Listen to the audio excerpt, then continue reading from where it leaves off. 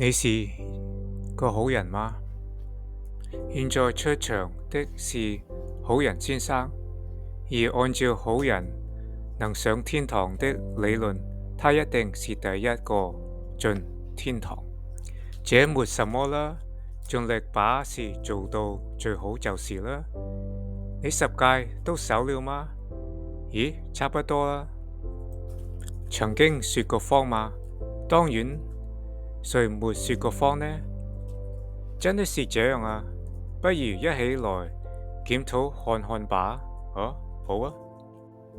那你都怎麼稱呼說謊的人呢？騙子。曾經偷過東西的嗎？沒有。可是你剛說了自己是個騙子。我承認小的時候是曾經偷過一次糖果。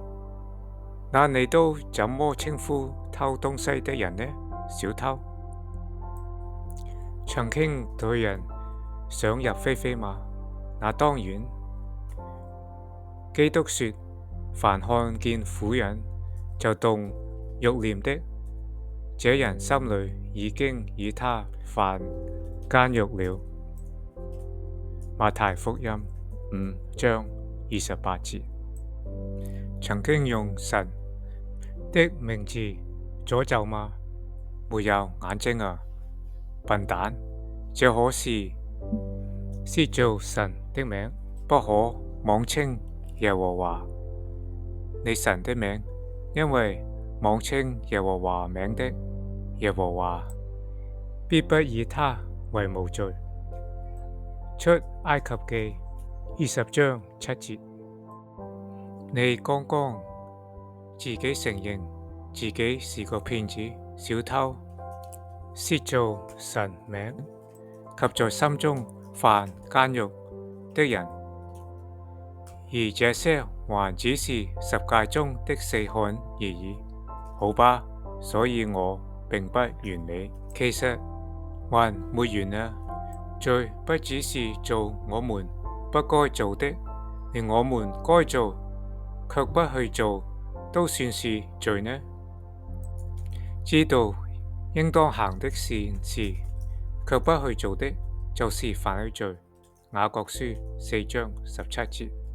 又或者，我們將一個能記錄你思緒的裝置，在你的腦中放1個禮拜，然後將這些思緒放到大銀幕上，讓你的朋友和家人一同觀賞。哇，那也太難為情了吧！神洞察人內心的隱密，詩篇44章21節。喂，跟某些人比起來，我根本就是個聖人。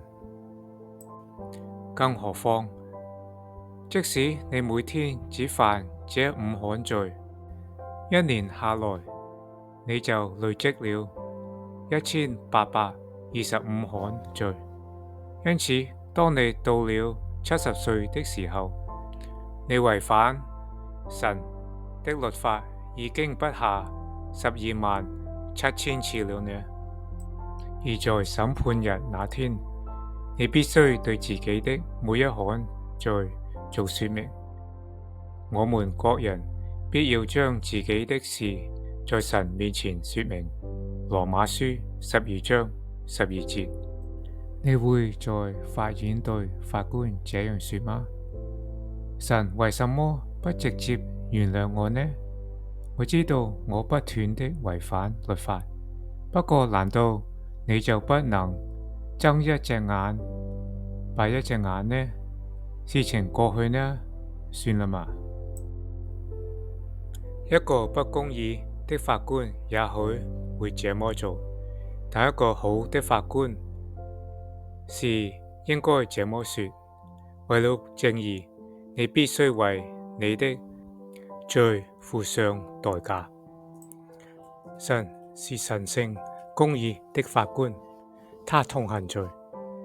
基督警告我們，神會在憤怒中將這些違反他律法的人掉到永恆的火裏，在那裏必有哀哭切齒了。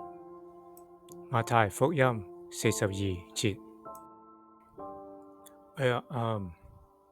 這樣說來，沒有人可以進天堂吧？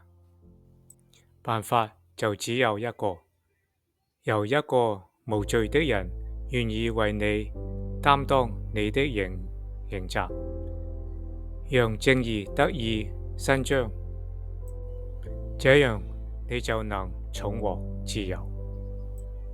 神非常的愛你，他差派自己的獨生子耶穌基督來受苦，並為你我的罪受死，並且他戰勝死亡，自墳墓中復活。你無法靠自己的努力獲得永生，這是神的禮物，應用給所有願意在他面前謙卑來到基督面前的人。當向神悔改。神靠我主耶穌基督，使徒行傳21章21節，神必寬恕你的罪，並給你一個新的心，因為聖經說，在基督裏，他就是新造的人了。哥林多後書5章17節。拿起聖經來閱讀，並遵行裡面的道理吧，找一間能幫助你成長的理想教會，並將這個好消息跟其他人來分享。